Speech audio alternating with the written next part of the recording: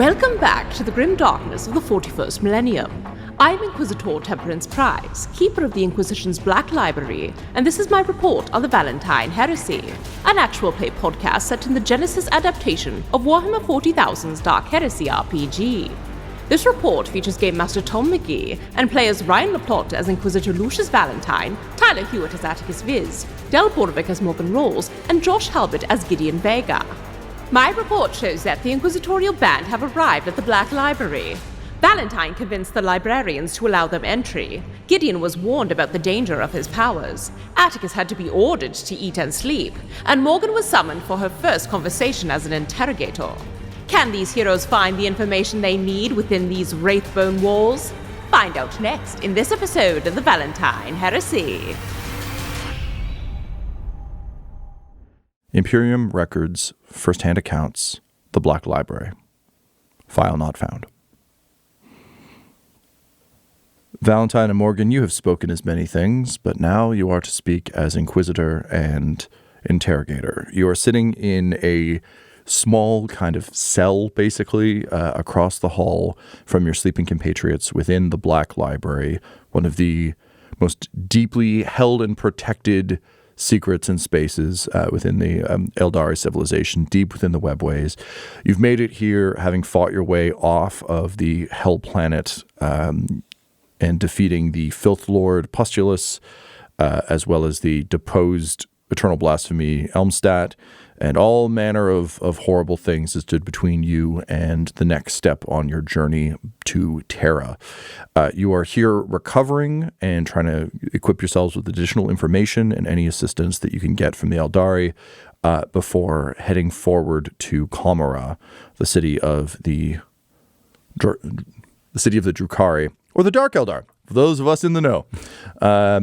So, having let your companions take some much-needed rest, you made your way across, still guarded by a Harlequin, but in promised kind of handshake agreement solitude. Valentyne, you just sat down to have a chat, which is where we find you. Yeah, and to set the scene, once they got into that room, Morgan would have picked what bed was hers, left her sniper rifle on there, and then also taken her armor off. And Toby is just sitting on that bed with all of the stuff.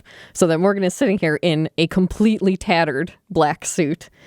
Her hair is just burnt to crisps at the bottom. Yeah. She has burnt shoulders. There's chunks out of this outfit. She looks like a complete and utter mess. But she's sitting poised and ready for a conversation. Infuriatingly, Valentyne looks the same. He just looks, he's totally normal. His pants are a little tattered around the boots from the Nurglings where they'd kind of climbed up him and struck him, but most of the damage was done to his outerwear. So he is in the same black suit, silver shining breastplate, steel-eyed monster he's always been. Yep. But he looks a little more Rabute Figuerello than he normally does, because there is no cap and there is no greatcoat. So he's a bit more of a man in this whole thing sitting opposite you. I understand you've taken on this role recently, of course, and that we have had somewhat surprising circumstances take place. So before I go into anything I'm thinking of, do you have any questions? About me, about the Imperium? At this point, you're cleared for any information that I hold unless I deem it necessary to keep it from you. So all the knowledge of the Imperium is yours. What do you need to know? I appreciate that, Inquisitor. There is a lot of vast knowledge in your head and in this library. Though really, my question is, did I do a good enough job to earn what I wanted before? What was that again? You were going to tell me about how and why you lost your eyes. Ah, yes. I did remember that. I just didn't know if you'd choose to trade this for something different. The story of how I lost my eyes is inextricably linked with Eugene, in fact. Eugene is hovering in the corner because jacket comes off, Eugene can just go wherever. So he's got about 4 feet off the ground in almost a pause mode, just slowly rotating on his anti-grav motor. Yes, another student of the Schola Progenium with you. Yes, in fact, he was. So Eugene was my brother. We were both assigned to the same Schola Progenium. I was the younger sibling and Eugene was the older. He was very much everything you would expect an Imperial hero to be. Very charming, very persuasive, very handsome. People looked up to him. He had strong moral fiber. He was everything the school wanted to produce, and I am myself. I followed in his example and learned that smiling seems to get better reactions from people than not, so I chose that as a default, kind of coasting under his wing and occasionally helping him with his studies. When we reached our 16th year, Eugene became disillusioned with the Schola Progenium. He began to describe it as an evil place. At that point, I should put most accurately, I was not an expert in the moral philosophy that I am now. I assumed, if he had drawn that conclusion based on his overall capabilities and his overall level of success at the Progenium, that what he said must be true, and thus we both attempted to escape. The facility was on an asteroid, unfortunately, so we were forced to steal envirosuits that would allow us to travel across the surface. We took those, but before we could reach a landing pad and escape, we were apprehended. The trial was brief and short. Eugene was sentenced for cowardice. His execution, of course, was not to be wasted. They had a traveling assassin. I'm realizing all the things you don't know. There is an official officio within the Imperium known as the Officio Assassinorum. I'm not speaking of Death World cultists. I'm not speaking of knives in the dark. I'm talking of the kind of assassins of a caliber that an entire system can be overthrown. A single bullet can change a subsector. These are experts beyond your wildest dreams. One of them was traveling through, a master with an apprentice. They were of the Calidus vein, known for striking close, known for sword work, known for shape-shifting. In fact, they study their victims for a great deal of time and then become them. This apprentice had yet to make his first kill. Eugene was dedicated for this purpose and was executed, decapitated, in fact, in front of me. I was taken to a cell. My fate was yet to be determined. The one who had overseen the trial, someone traveling through the system, he was not yet ready to decide in my place. So I had a consideration. What should I do? What was the situation? Was I in the wrong? I deemed that I was not. Eugene made a decision in a way that made sense, and ultimately, he was destined to be an Imperial hero. The entire Schola Progenium looked up to him. He was not only the equivalent of head boy, but he was perhaps the most popular, highest-scoring, deadliest combatant in the building. That meant his death was a tremendous waste. The execution was an offense to the Imperium, to the Emperor, and the one who had done it was clearly in the wrong and needed to be punished. So, I knew there was only one thing to do. I left my cell. By covert means, made my way through the facility and attempted to assassinate the assassin. The master was, unfortunately, paying a great deal more attention than the apprentice. I was defeated in a single blow. A blow that passed through both of my eyes and ears, carving through my skull, and I assumed leaving me dead until I was awoken on a hospital bed.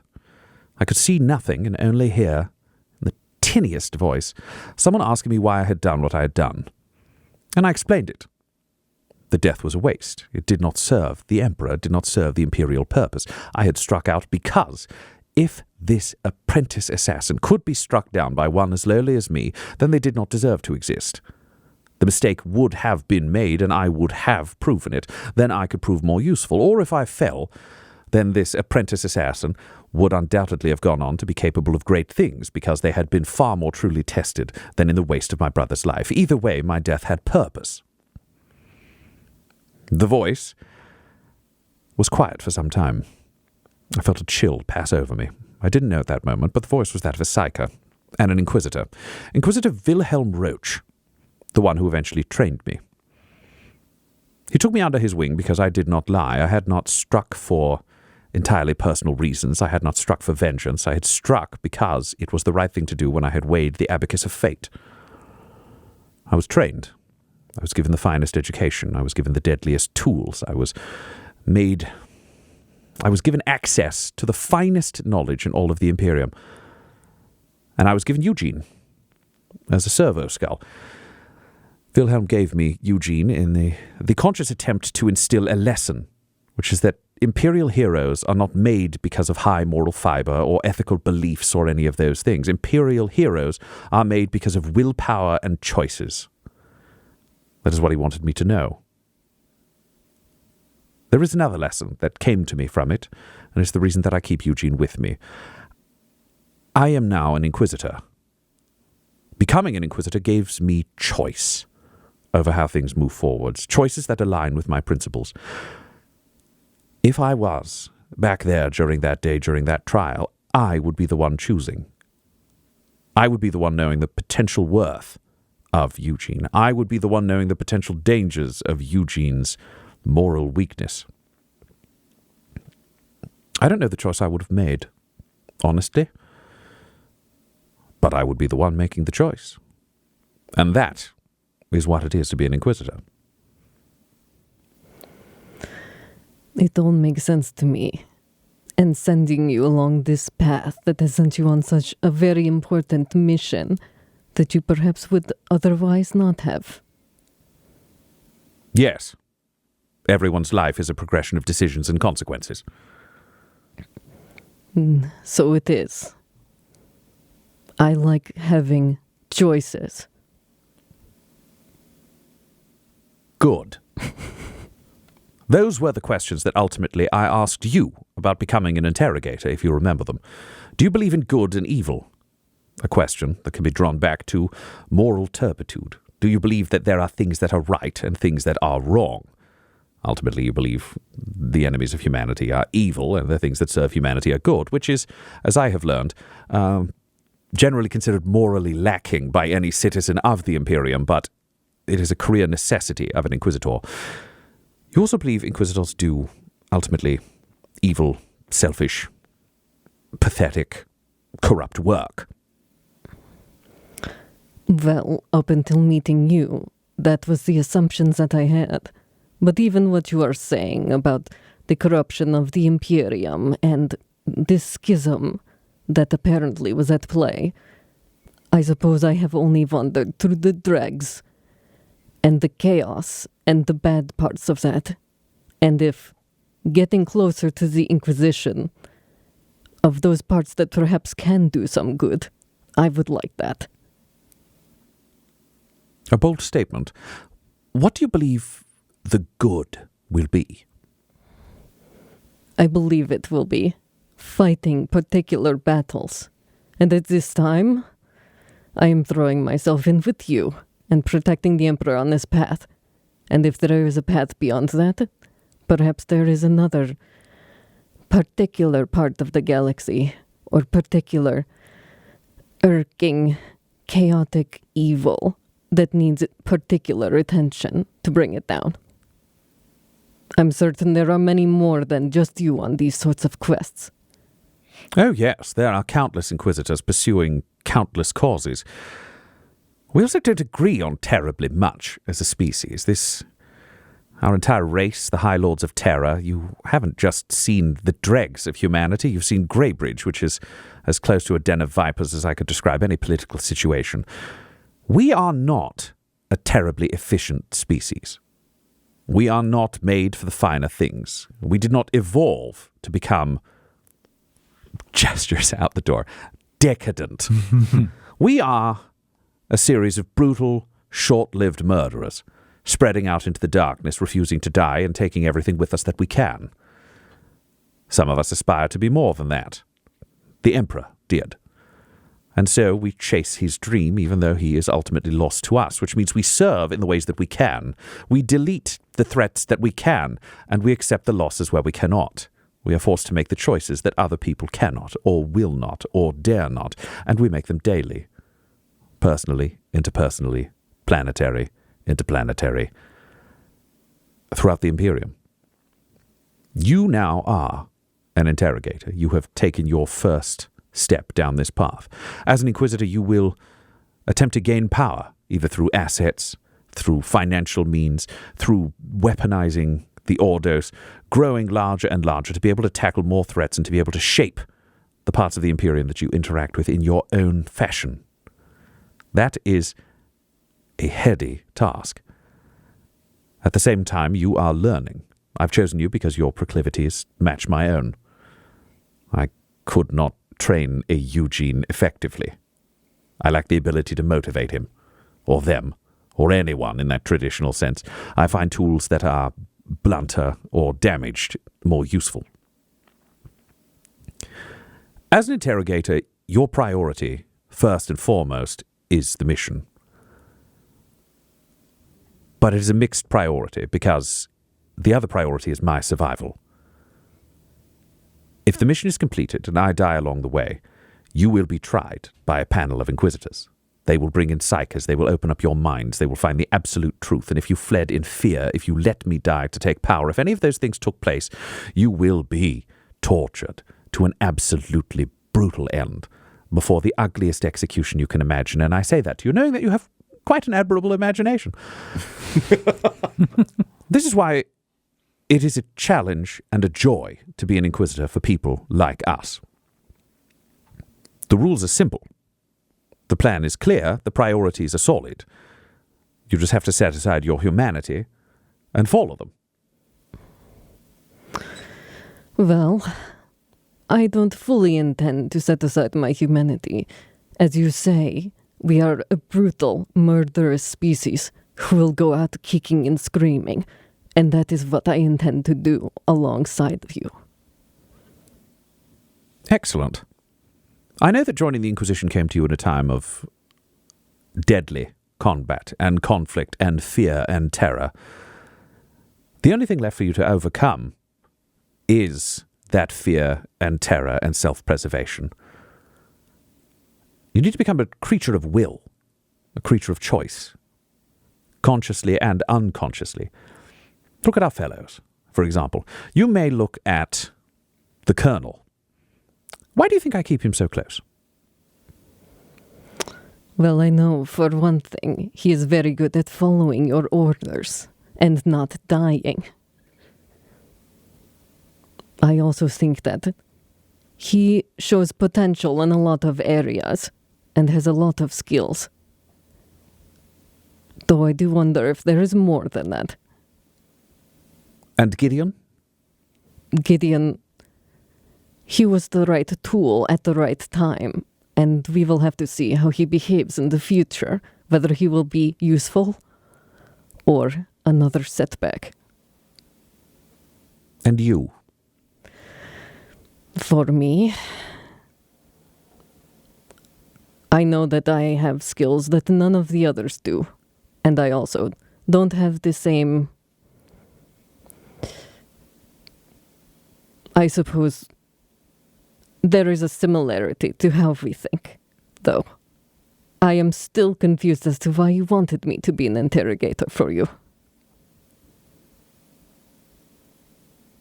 I repeat my question. Why do you think I did that? Why do you think I value you? We're taking a minute to sit with this. It's just that's hard for her to even be introspective, to feel like why would she be useful to other people?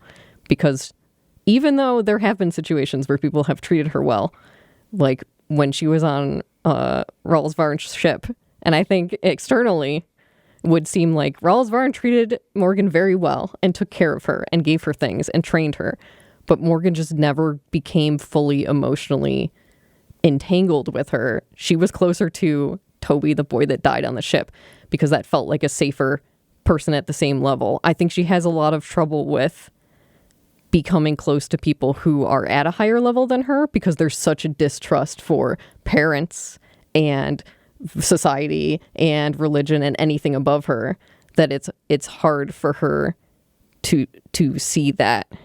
And so as she sits there and struggles with it, Valentyne sits there silently, no expression. He's actually perfectly comfortable waiting an unlimited amount of time, but with his expression, it's not supportive with the robot eyes. He's just staring at you, waiting.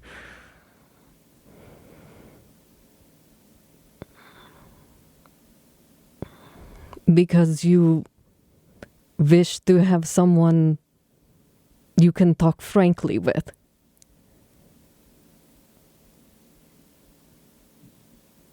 Do you believe I might need or want a friend? Is that what a friend is? You called all of us friends, including the Colonel, and I do not think that you can have the same conversations with him as you can with me. Correct.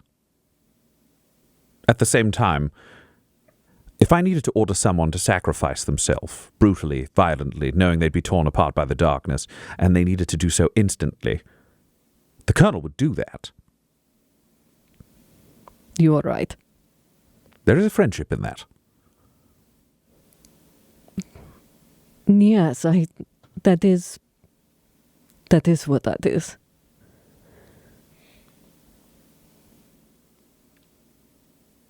I struggle with concepts of attachment. I have been trained to view people as assets, but I also need to establish my own reliability. You cannot have an inquisitorial band where everyone believes they will be abandoned at a moment's notice, where people are left behind, where people are thrown aside. You cannot, at the same time, overinvest. You cannot be those things, and I never was.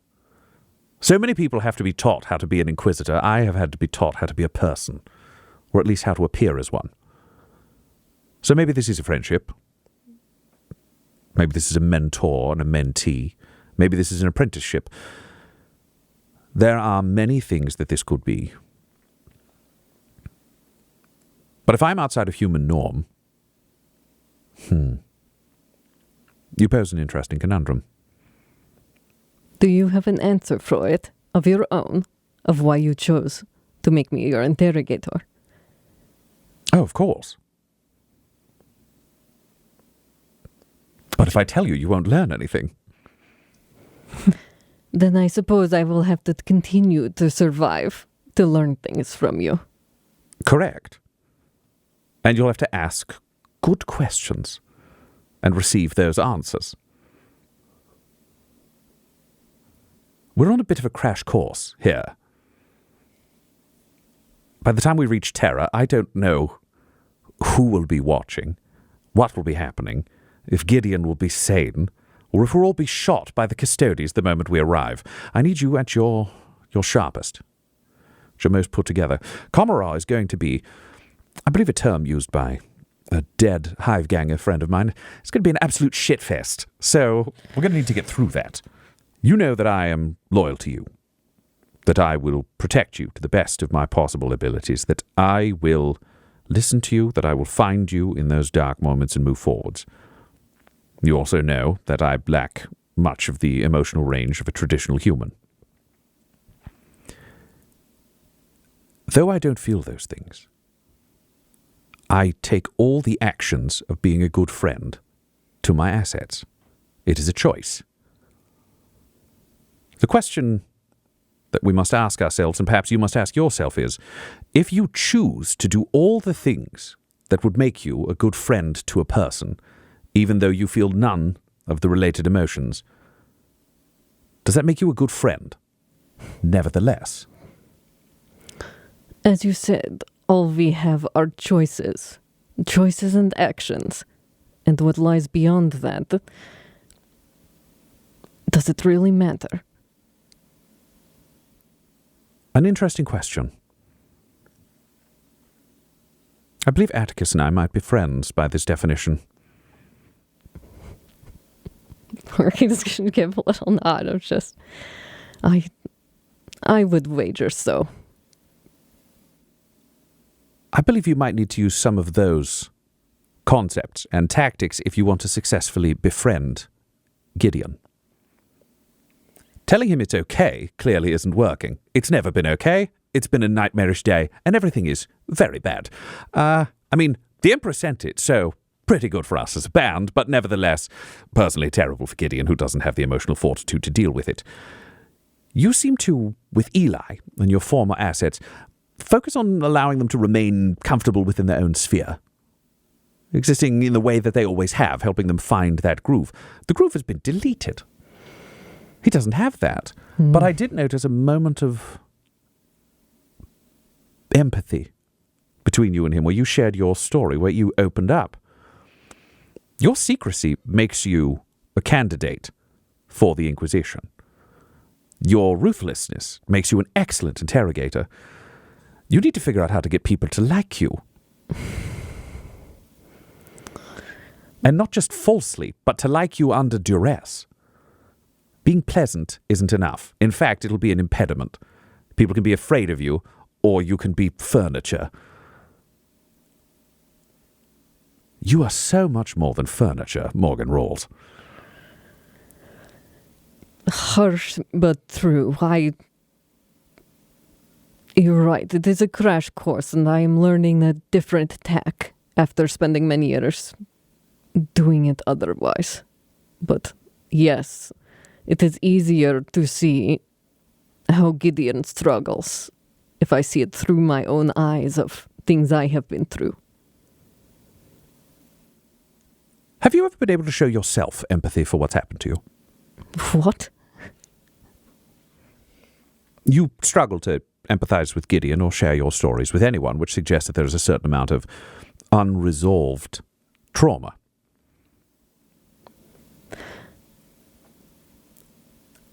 The only thing that has resolved any of those horrors is running. And, well, you burning and cutting some of it off of my back.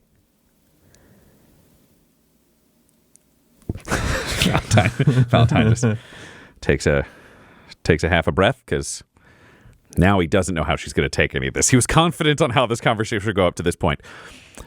Neither of those things are actually resolving trauma. That's just avoidance. What am I supposed to do with it, Inquisitor? Explore it, expunge it, and conquer it. Unfortunately, it's not so easy as shooting a space marine in the head. Yes, the killing in many ways is the easy part. Though I will point out it is much easier with a Colonel Attikus Viss at your side than it would be otherwise. Yes, we are agreed there.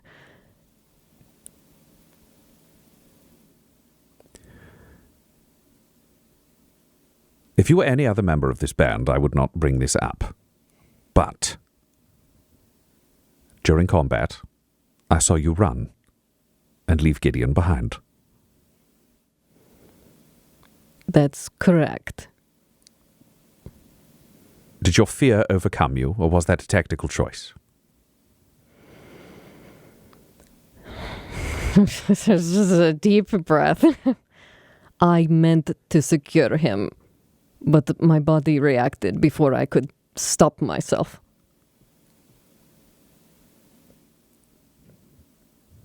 Yes. That is why we have to overcome our traumas. Fear can be battled, but fear suppressed and denied, that is a battle doomed to failure. I see. I will endeavor to fight it. Do you pray, Morgan Rawls? No, Inquisitor. The prayers that I learned as a child, now I know, would only call to the dark powers. Have you ever prayed to the Emperor properly, Morgan Rawls? I did not get taught that. Have you ever just winged it? I always assumed that the only one listening to me would be not him. Yes, but you assumed that there was no one like me in the world, and you assumed that there was no one like the Colonel, and you assumed that darkness could not be fought.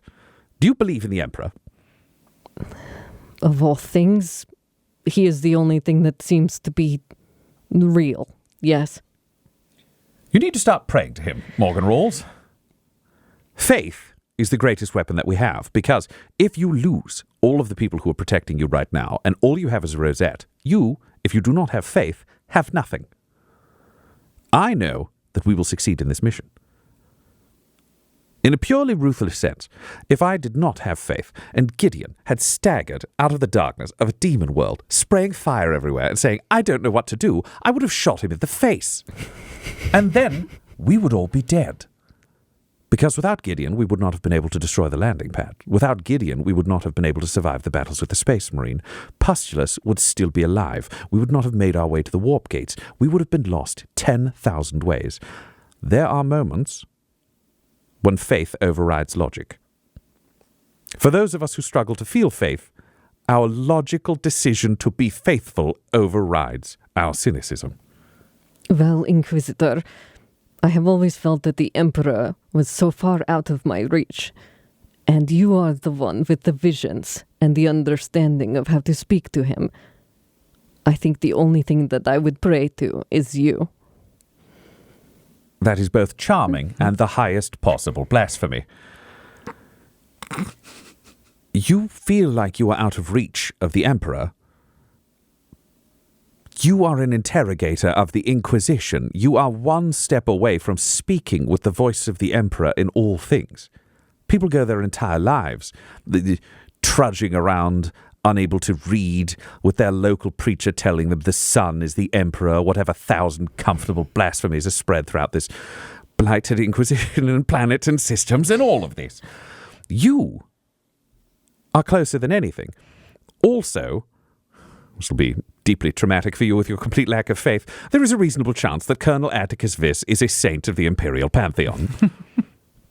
I did hear you muttering something about that. Yes, Imperial saints have the Emperor's direct attention and his beneficent hand upon them. There are rumors that they are immortal. There are rumors that they cannot fail. They rise up after challenge and challenge and challenge. Can you think of any of the situations we've been in with the Colonel over the past 9 months where he should have succeeded, other than the punching? Inquisitor, honestly, all I can think of every time he walks out of viscera of a dead soldier, or an explosion, or a fire, is him eating pastries and nodding. And the fact that it is the same man, honestly, is maddening. It's not only that, you're perhaps the finest dissembler I've ever worked with. We stepped into a political arena, and I mean this as kindly as possible. You fell down the stairs onto your own face on day one, and Colonel Attikus Viss, a man who can barely answer a question politely if he does not care for this... If he does not care for the military bearing of the history of the person who spoke it, won his way into a romance competition, convinced a planet he was a hero, and they wouldn't even stop saying it on a demon world. He's incredible. I can't explain an ounce of it. It's insane. If someone was rolling dice for him, just some imperial god or saint rolling dice, you'd be like, nope, he would have run out of luck by now. But he killed 2 space marines today. Today? You're right, it was all today. Yeah, in 3 hours, he killed 2 space marines, successfully battled a chaos lord and a plague marine at the same time, and killed 2 demon hosts before coming here, and as far as I can tell, preparing to engage with the entire Black Library. And I'll tell you, based on his history, I don't know that he would have lost. We all would have died, but I don't know that he would have. I've seen everyone die around him. The only thing that seems to be keeping me alive is a sheer determination that he has to go before I do. I have seen it in action again and again. I made a list. He, in the first moments I meet him, had survived a betrayal by an entire Imperial Guard regiment behind enemy lines on an orc-held world. Then he fought his way through the orcs. Then he fought his way through his former regiment. Then he fought his way through a conspiracy. He killed a rogue trader. Then he went outside, and as far as I can tell based on his action report, one-punched the most dangerous Inquisitor I've ever heard of. Then we continued our adventure, including jumping from one ship to another while they were moving back and forth through space, surviving that, who only knows how, defeated a giant tyrannid organism, came through political machinations I cannot entirely comprehend, with plans that were, every time he said them out loud, completely insane and juvenile. At one point, we left him and Eli to come up with a plan. It was the most successful thing any of us had presented. And as far as I can guess, Eli just grunted and didn't want to be there. After his marriage, we survived an insane battle, the breach of a warp. He fought another space marine to a standstill single-handed. The warp sent us to the world we needed to go to along with our co-conspirator. He also... I just want to point this out. He hates so purely, and I'm so jealous of it. Just purely and faithfully hates everything he's supposed to. And on his own, with no assistance, he took an Aeldari alive. and hauled him through a war zone and arrived with us. At that point, he's killed multiple demons. He's killed 3 space marines. He's killed 2 demon hosts. It's the most insane thing. And then this library he made the Ealdari jealous. The Ealdari are jealous of humanity for, as far as I can tell, from every Imperial record I've ever read, just him. The Ealdari don't give compliments. We're primitive monsters staggering through the stars, as far as I can tell, shitting and stabbing things and just breeding uncontrollably. And they want, 3 more of him, and the Eye of Terror closes. This all sounds completely absurd, and it would sound insane if we both hadn't witnessed it. We have a mission, which is important, and I'm very sorry that you lack faith. But if there's one thing I have faith in other than the Emperor, it's Colonel Attikus Viss. I think you may be right that he may be one of these spoken about saints. It makes no sense in any other context. I agree. But here's the important thing for you to note, Morgan Rawls. I have visions from the Emperor.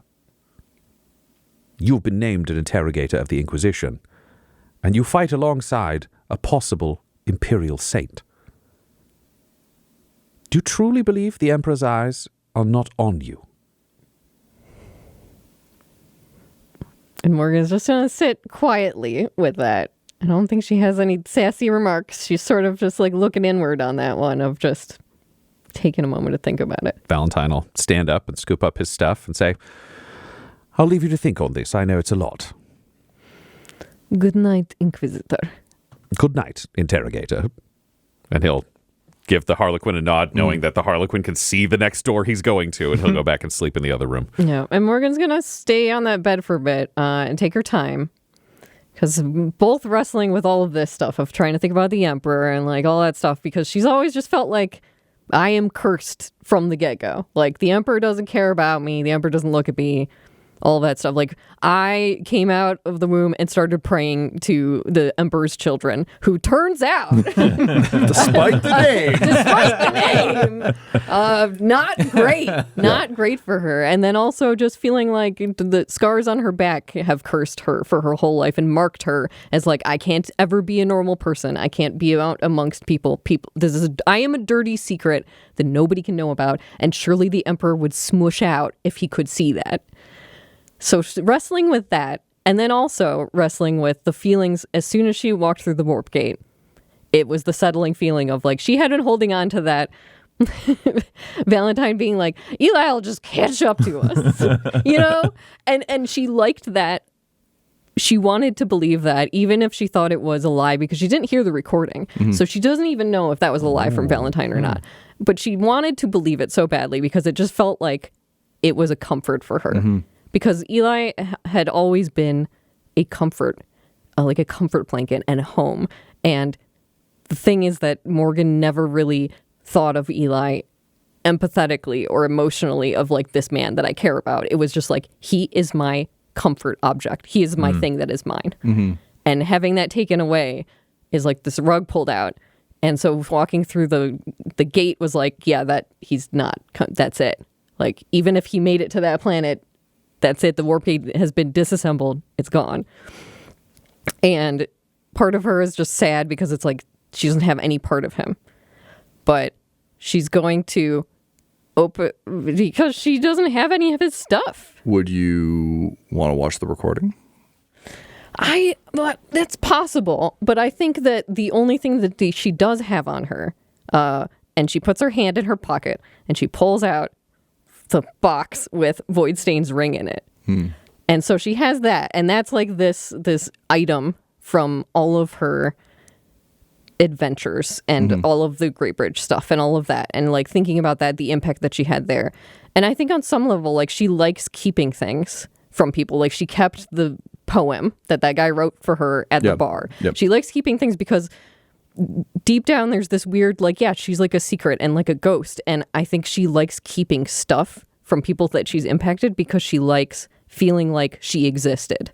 because her whole planet was wiped out and the Inquisition buried it, and it's like, I don't exist in my whole backstory. Like, none of this exists, and those objects that show like that she touched people and that those things were real and happened, but she's trying to wrap her mind around those feelings, but then also feeling like, well, maybe if the Emperor has been here all along, that he's seen all of these things. But she's just going to sit there with it, and then she's just going to put on the Voidstain ring, just like as her own personal like memento. Great. And then assume sleeping in that room? And I think eventually she'll go back to the room with all of her stuff and Toby and settle in, but quiet, like a ghost secret, back to bed. All right. So, Morgan, you're the last one to make your way across. And I think after all of this introspection and everything else, similar to what Gideon felt, it's just kind of you're wrestling with these enormous things. You guys have been going since like recovery rest, which is different from genuine rest. Like after Greybridge, you were all like in and out of a coma basically for a day and a half. So I think as soon as you hit the bed, just like it's lights out. And the four of you, after an incredibly difficult day, finally achieve some legitimate rest. It is perfectly silent in the halls of the Black Library. And I think particularly coming off of Triox, which was still so deeply infested with the work of Tzeentch, that like the dreams you must have been having while slipping in and out of that coma would have been fucking awful. Not coma, but like when you were like semi-conscious dealing with the injuries from Greybridge. And Gideon, for you didn't even get that time. You literally went from the wedding of the Celestial season into being Carrie. So it's been a rough, thing. So all of you sleep for some time. As the Infinity Circuit said, time works much differently here. So Valentyne had mentioned 6 hours of sleep. I imagine as military guys, you wake up like to a T when you think you will, but when you think you will may have been longer than you thought it was. There's no daylight, obviously. You just kind of awake to the room. And what wakes you is the sound of metal clanging off the ground. And Attikus, you wake to this sound. And looking up and over, you see the voice box that Trin Rakai had installed in your throat on the ground, kind of crusted with blood and just laying there.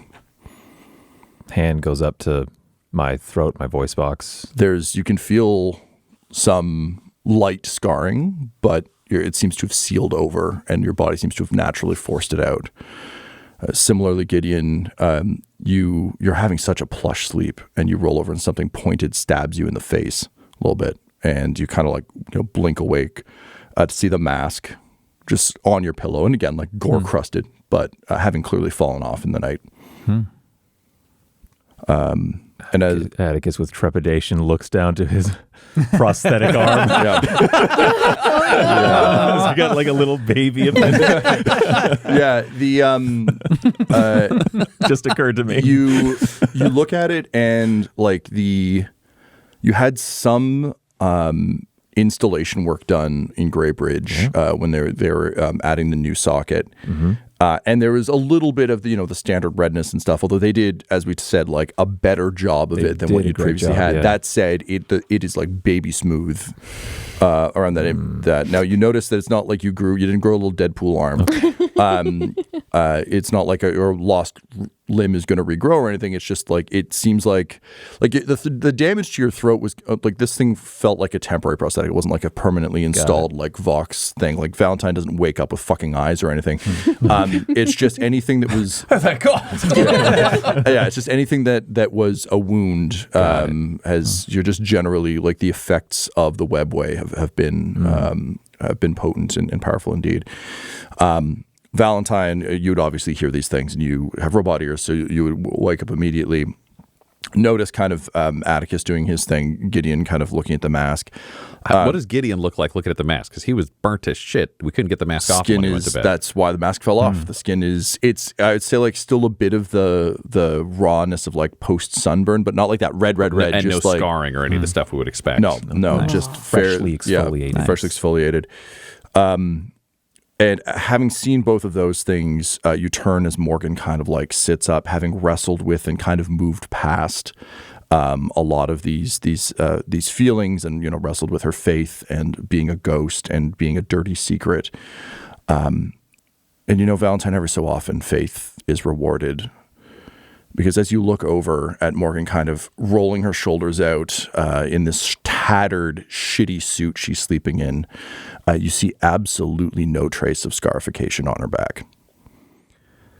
And Valentyne will use his data slate to get a quick picture of it through his eyes. And then he will lean over to her, tap her on the shoulder, and just show her the data slate. And he'll say, "The Emperor protects, Morgan rules." And Morgan will just quietly put a hand up to her face and just silently cries.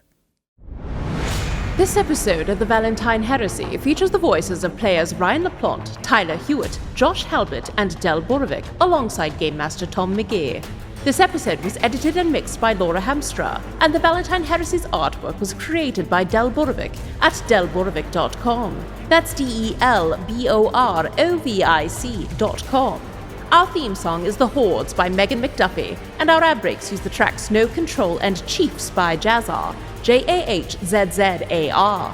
All of their music is available at freemusicarchive.org. For all things Dum-Dums and Dice, including merchandise and how to join our Patreon, you can visit dumdumdice.com or find us on social media at dumdumdice. That's DUMBDICE. Ave Imperator, and death to all the heretics. Dum-Dums and Dice has to give a special thank you to the supreme beings of our Patreon at this time: Christopher Little, George Dolby, Gavin and Abby McDonald, Fire Unfriendly, Grandma Likes D&D, Alan, Stabby Stranger, Glitch Trick, Flynn1138, Alarain Okapi, Schrodinger's Pepper, Madre de Gatos, Lady Maiden, Nithrian, Garbo Ape, Sam Schaefer, Waffle Marine, Dagger Rain, Rob L, Dia De Los Hoodless, Squishy Werewolf, Remy Funky Head, Accent Therapeutic Services in Florence, Kentucky, Lael, Shulzari, The Long Family, Jordan Oliver, Richard Wright, Brittany Fenwick, Alex Parr, Dragonfly, Megan Werner, A Man Out of Time, Curtis at FingerTechRobotics.com, Panda24NN, Shendra D, Your Homeboy Bones, Ellis Hatch, Odigenous, Beef Not Cheese, Kai Koa, Squire Solaire, Sandy Sassy Pants, Adam, Amira Lockhart, James Molina, Nick Hemsing, Alex LaFountain, Mickey Blake, Seth Cambron, and Jill and Noel LaPlante. If you want your name to be added to this list, you can join our Patreon too at patreon.com/dumdumdice. Thanks to them, and a little bit of thanks to you.